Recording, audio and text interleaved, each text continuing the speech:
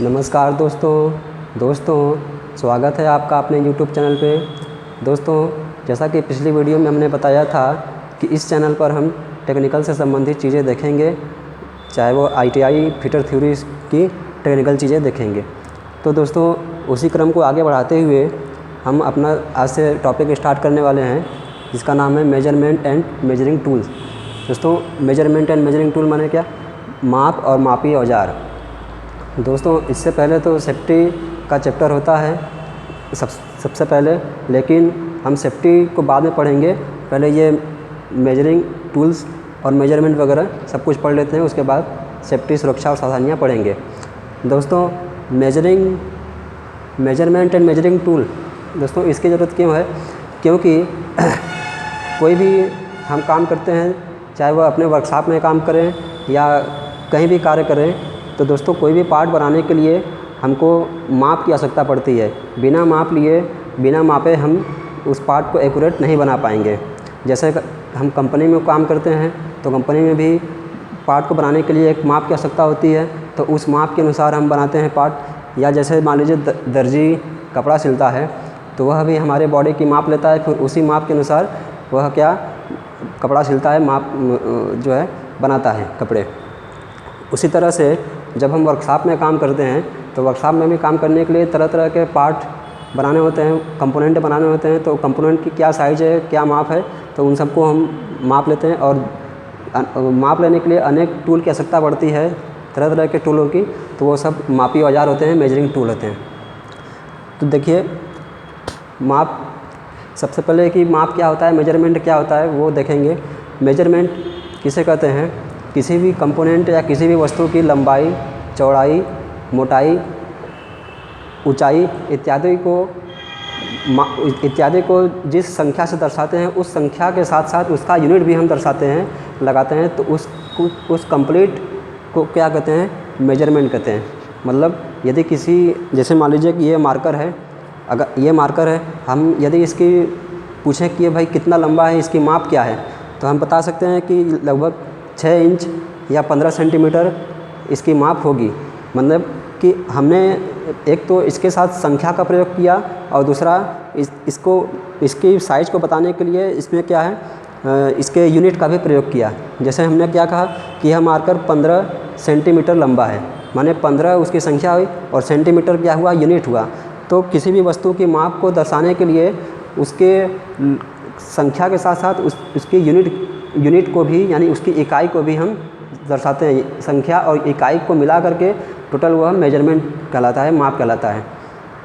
ठीक है, यानी माप क्या है? किसी भी वस्तु की लंबाई, चौड़ाई, मोटाई इत्यादि को मापना। जब हम संख्या और यूनिट के साथ दर्शाते हैं, तो वह टोटल माप कहलाती है।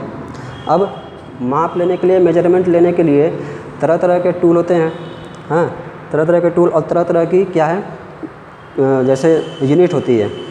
तो हम उतना ही देखेंगे कि जितना हमारे लिए इम्पॉर्टेंट है, ज़रूरी है थ्योरी में, जितना टेक्निकल में माप आते हैं उतना ही हम देखेंगे। तो मुख्य रूप से दो तरह से माप लेते हैं, दो विधियों से माप लेते हैं। हाँ, तो क्या है? यूनिट ऑफ मेजरमेंट, यानी माप की इकाई। माप लेने के लिए मुख्य रूप से 2 इकाइयों का प्रयोग करते हैं, 2 मात्रा का प्रयोग करते हैं। पहला क्या है? ब्रिटिश सिस्टम, और दूसरा मीट्रिक सिस्टम। ब्रिटिश सिस्टम को देखिए क्या लिखे हैं, FPS यानी foot pound second. British system में लंबाई को किस में मापते हैं? फुट में मापते हैं, भार को पाउंड में और समय को सेकेंड में। तो ब्रिटिश सिस्टम में हम लंबाई को फुट में, किलोग्राम, भार को पाउंड में और समय को सेकेंड में मापते हैं। तो ये है ब्रिटिश सिस्टम। और दूसरा क्या है? Metric system. ज़्यादातर हम मीट्रिक और ब्रिटिश सिस्टम दोनों यूज करते हैं, लेकिन ज़्यादातर माप लेने के लिए वर्कशॉप में मीट्रिक सिस्टम का ही यूज करते हैं, मीट्रिक पद्धति का यूज करते हैं। तो देखते हैं कि ब्रिटिश सिस्टम में कौन कौन सी इकाई आती है। हाँ, जैसे भाई ब्रिटिश सिस्टम है, तो ब्रिटिश सिस्टम में यदि हमको माप लेना है, तो उसके लिए कौन कौन सी इकाई आती है, ब्रिटिश सिस्टम में क्या क्या इकाइयाँ आती हैं, क्या क्या है। तो कुछ इकाइयाँ जैसे मील, गज, इंच, तो ये सब ब्रिटिश सिस्टम में आता है। तो कुछ थोड़े से कन्वर्जन है, तो वो हम लिखते हैं। जैसे ये ब्रिटिश सिस्टम के कन्वर्जन हम लिख रहे हैं।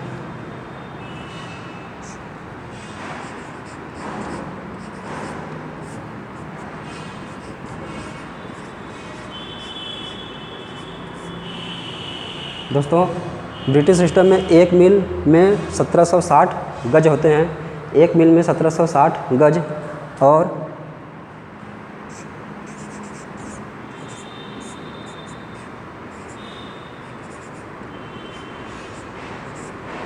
और 1 फुट में 12 इंच,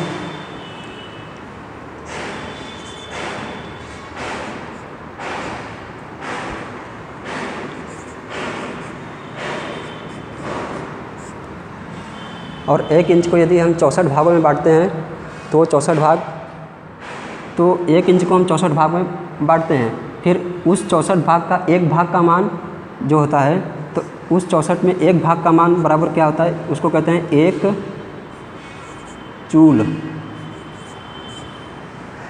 1 इंच को 64 भाग में हम बांटते हैं तो एक भाग का मान को कहते हैं 1 चूल, समझा।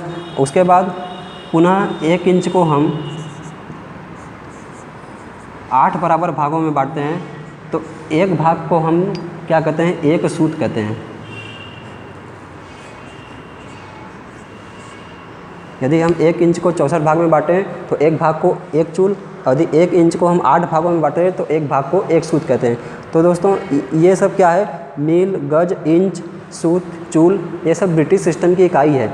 यदि कोई माप हमको इंच में लेना है, जैसे मान लीजिए कि अब ये मार्कर है, मार्कर की माप लंबाई हम बोलें कि 8 इंच है, तो 8 इंच किस में आता है, ब्रिटिश सिस्टम में।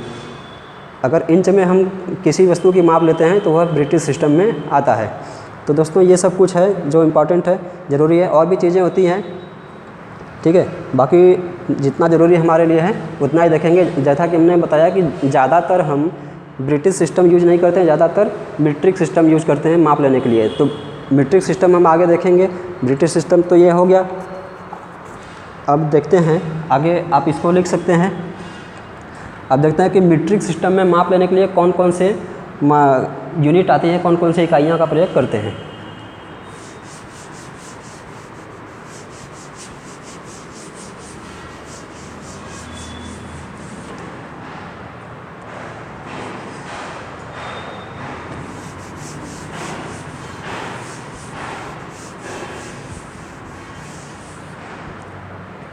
दोस्तों मीट्रिक सिस्टम में देखते हैं, मीट्रिक सिस्टम में हम क्या करते हैं, मीटर, सेंटीमीटर, मिलीमीटर और माइक्रोन, तो ये सब इकाइयों का प्रयोग करते हैं मीट्रिक सिस्टम के लिए। तो मीट्रिक हम अधिक वर्कशॉप में कोई भी पार्ट बनाते हैं तो ज़्यादातर हम क्या मिलीमीटर में ही पार्ट को बनाते हैं। और तो इस तरह से देखते हैं कि मीट्रिक सिस्टम में क्या क्या आता है। मीट्रिक सिस्टम में पहला तो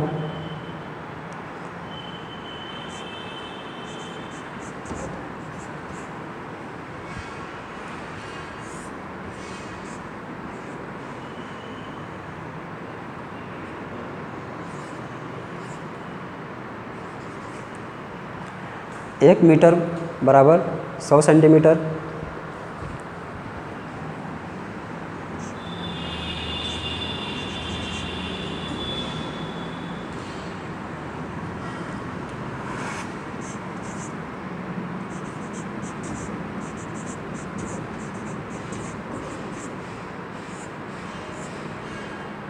एक मिलीमीटर, 1 सेंटीमीटर में बराबर कितना, 10 मिलीमीटर होते हैं।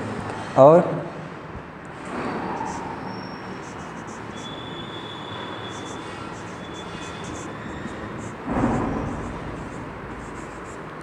एक 1000 माइक्रोन।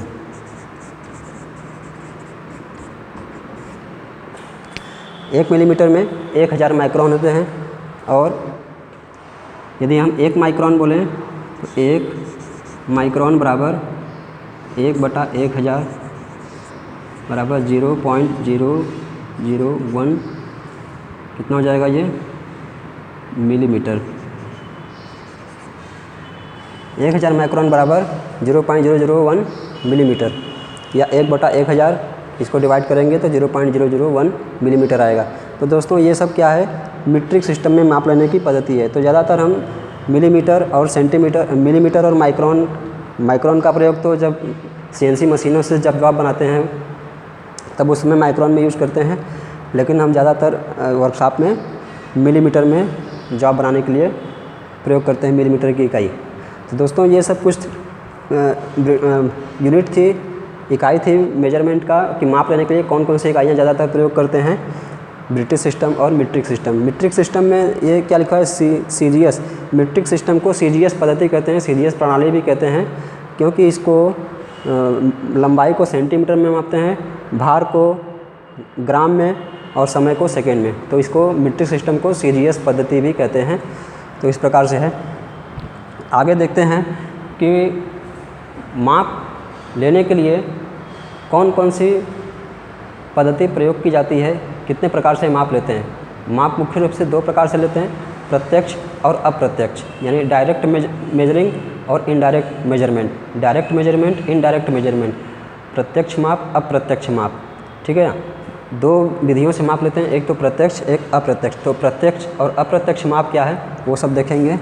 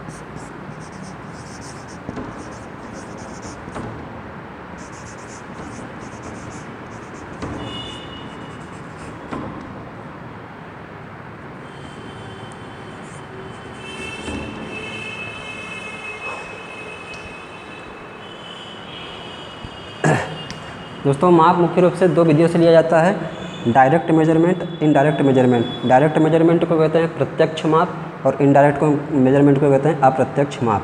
प्रत्यक्ष माप का मतलब कैसे, जैसे प्रत्यक्ष रूप से माप रहे हैं, सीधा सीधा माप दिया। जैसे कि हमको कोई ये मार्कर है, मान लीजिए मार्कर की माप लेनी है, तो हम माप इसको स्केल से मापेंगे या स्टील रूल से मापेंगे। अभी स्टील रूल क्या होता है वो आगे बताएंगे। वो स्टील रूल मेजरिंग टूल में आता है। जैसे ये मार्कर की माप लेनी है हमें, तो मार्कर की माप तो हम बता देंगे कि भाई 6 इंच है, तो लेकिन 6 इंच हम नाप के बताए, तो भाई 6 इंच इसको मापना है तो हम इंच स्केल से मापेंगे। स्केल से सीधा सीधा इसकी माप ले लेंगे और जितना स्केल पर जितने दूरी तक इस पर स्केल आएगा उतना हम कह देंगे कि भाई ये 6 इंच का है या 15 सेंटीमीटर का है, जो भी। तो ये मार्कर की माप लेने के लिए हमको क्या है, हमने डायरेक्ट इसकी माप लिया है, यानी कि स्टील रूल से हमने डायरेक्ट मेजरमेंट ले लिया।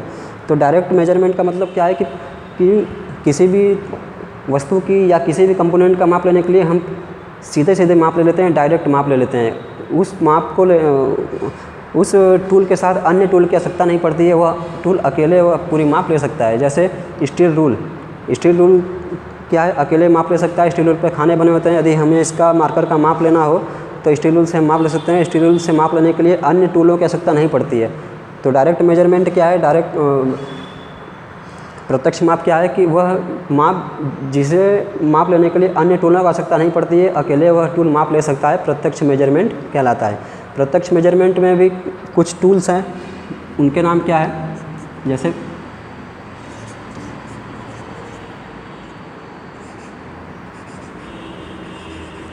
स्टील रूल और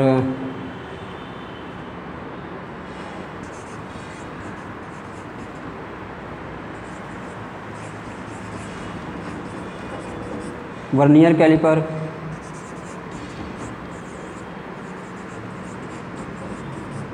माइक्रोमीटर। तो ये सब क्या है, प्रत्यक्ष मेजरमेंट लेने वाले टूल हैं। इन सब टूलों से हम डायरेक्ट मेजरमेंट कर सकते हैं। Steel rule, vernier caliper, micrometer, तो इन सब पर क्या है, खाने बने होते हैं। स्टील रूल पर खाने बने होते हैं, वर्नियर स्केल पर, वर्नियर कैलिपर, माइक्रोमीटर, इन सब पर ग्रेजुएशन बना होता है, खाने बने होते हैं। तो इन सब टूलों से हम डायरेक्ट मेजरमेंट ले सकते हैं, यानी इन टूलों से माप लेने के लिए हमें अन्य टूल की आवश्यकता नहीं पड़ती है। तो ये हो गया डायरेक्ट मेजरमेंट। अब इनडायरेक्ट मेजरमेंट क्या होता है कि अप्रत्यक्ष माप, ऐसा माप जिसे माप लेने के लिए अन्य टूल की आवश्यकता पड़ती है। ऐसा माप जिसे मापने के लिए अन्य टूल की आवश्यकता पड़ती है, अकेले वह टूल माप नहीं ले सकता है, अप्रत्यक्ष मेजरमेंट कहलाता है। इनडायरेक्ट मेजरमेंट अप्रत्यक्ष माप कहलाता है। तो अप्रत्यक्ष माप जैसे ये है, तो स्टील रूल से तो डायरेक्ट हम माप लिए, लेकिन स्टील रूल नहीं है तो जो टूल से मापेंगे तो वो अकेले नहीं, वो क्या है, वो किसी अन्य टूल की सहायता से माप लेता है। जैसे एग्जांपल बताते हैं क्या क्या आते हैं इनडायरेक्ट मेजरमेंट में। पहला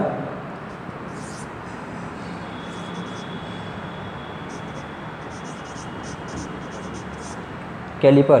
कैलिपर कौन सा, ये वर्नियर कैलिपर नहीं, कैलिपर दो प्रकार के हैं। पहला इनसाइड कैलिपर,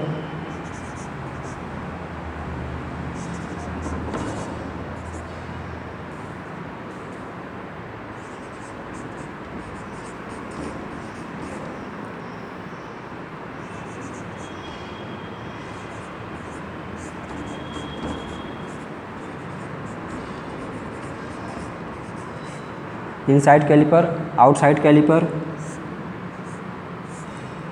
तो ये और क्या, डिवाइडर,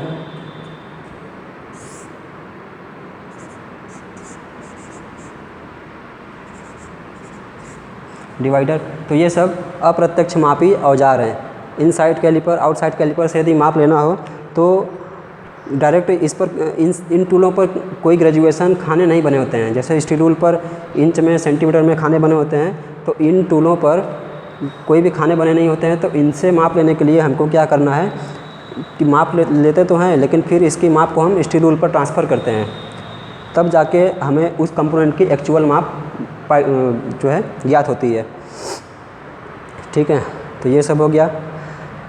तो दोस्तों आज हमने क्या क्या देखा कि माप लेने की यूनिट, किस किस यूनिट में हम माप लेते हैं, और माप लेने की कौन कौन सी विधियाँ होती हैं, डायरेक्ट मेजरमेंट, इनडायरेक्ट मेजरमेंट, और डायरेक्ट मेजरमेंट में कौन कौन से टूल आते हैं, इनडायरेक्ट मेजरमेंट में कौन कौन से टूल आते हैं। तो ये सब हमने देखा आज।